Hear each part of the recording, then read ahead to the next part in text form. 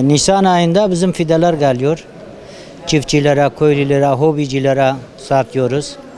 Yalnız bu sene biraz satışlar azdır. Fiyatlar yüksek olduğu için.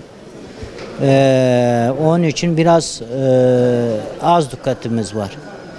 Bu da fidedir. Satılmasa çöpe gider, zararımız olur.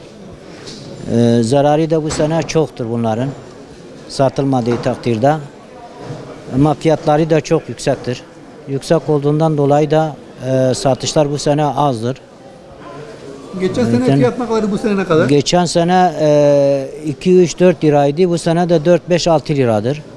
Domates, salatalık, biber, patlıcan, karpuz, kavun, zebzenin tümüleri var yani. Bir 10 çeşit biber var, salatalık var, kavun var, 5-6 çeşit domates var, çeri domatesi var, salkımı var, yer domatesi var, köy domatesi var.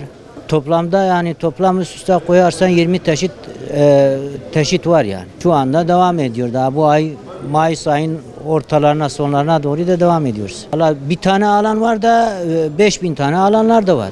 Çiftçiler mesela fazla alıyor. 2 donumluk, 3 donumluk, 5 donumluk. Saksıcılar da bir tane, 2 tane, 5 tane alıyor.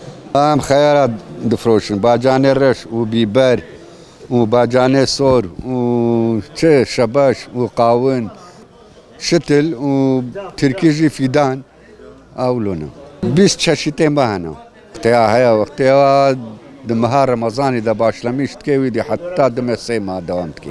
Mala destini, mala zahf destini. Vaka aved için. Fiyatı ola bçaki sal granin le disa cumay çıkın destenin.